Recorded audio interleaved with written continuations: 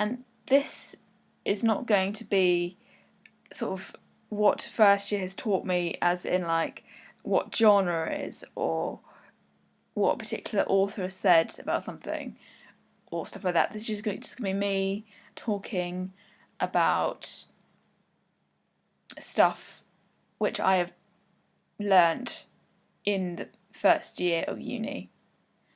Invest in a good train app, because I know that a lot of people who watch this are in the UK already, and it's not a big jump to get from one place to the next, but I came from the Channel Islands and we didn't have a train system, and suddenly going to the UK and having to sort of get used to it is quite weird. But now I'm pretty okay with it. I'm not 100% perfect at it yet, but that's what adventures are for. 2 a.m. fire alarms are hellish, so they will happen, and that you will feel like it's hell waking you up from your eternal sleep. So just I thought I'd warn you there. I know that everyone is so excited about Freshers Week and they'll spend a lot of money on tickets, but when I was a fresher in my Freshers Week, I spent £60 on tickets, and I knew I wasn't going to use some of them, and I did actually end up losing money from the fact that I just couldn't sell them, these tickets that I had brought in like a rush of excitement. This is one I've discovered recently, at my own peril. Unis will often have places like cyber cafes, or anything with computers, or anything which involves people coming and going, and just dashing around.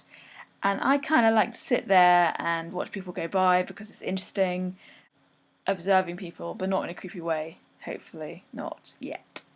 And I suppose it's not too bad to sort of want to observe people as they go about their day in an unobtrusive way without getting creepy. But you do get creepy if you start to stare at people, and I kind of did that recently, and I feel a bit stupid. So don't. It's probably just human nature, really. Don't stare at people because it looks weird. Do a recce before you move in, or during Freshers Week, of the town in which you're going to be living in.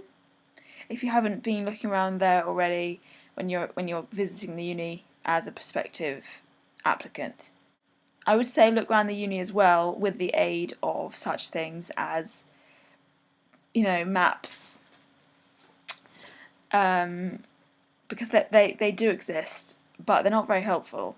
So I think doing it at a time in which trial and error is acceptable is a good plan, because when you need to get to your lectures, getting lost is not a good idea, and it might make you a bit more unsettled as well. There, of course, you'll be a bit uncertain about whether or not which societies to join in your first year. That is what Freshers' Fair is all about. But don't dither about whether you want to join a society or not, because you will actually end up losing out on so much fun with all the people in that society, when you could just join straight off and realise that actually this place isn't too bad. Fear room checks. Be vaguely presentable while your room doesn't look like a bomb's gone off in it. But I'm not really the best person to sort of give advice on that sort of thing. Stock up on cleaning products. I know this seems a bit obvious, but just stock up on cleaning products, which include bathroom cleaner, J-cloths, wipes, anything under the sun. But yeah, just stock up on those bathroom stuff and those bathroom things. That's very underrated when it comes to haul preparation, because you see so many really long lists of everything you need, and it's like, oh, I don't have any of that, and it's just like, if it could be one thing that you need, it'd be cleaning products. Cause don't bring 3 makeup bags to uni. But personally, with me, I brought 3 makeup bags, and I didn't have the space. I didn't have the space to put them in the bag, but I took them anyway. and I kind of went over my baggage limit. So maybe use the space that you freed up from all those makeup bags for something else which would be a bit more useful to your general early weeks of university. Get to know the people in your year or your course before you actually start the year or the course, because at least it means that when you begin said year or said course, you won't feel so lonely or so afraid. You could also argue that through various mediums of communication, you could see if you could try and speak over social media with second and third years who are doing maybe the same course as you. So at least in that way, you get the realistic experience of what lies ahead for you, rather than what the student handbooks have to tell you. Because I spoke to 2 people, predominantly in the run-up to my beginning of my uni start.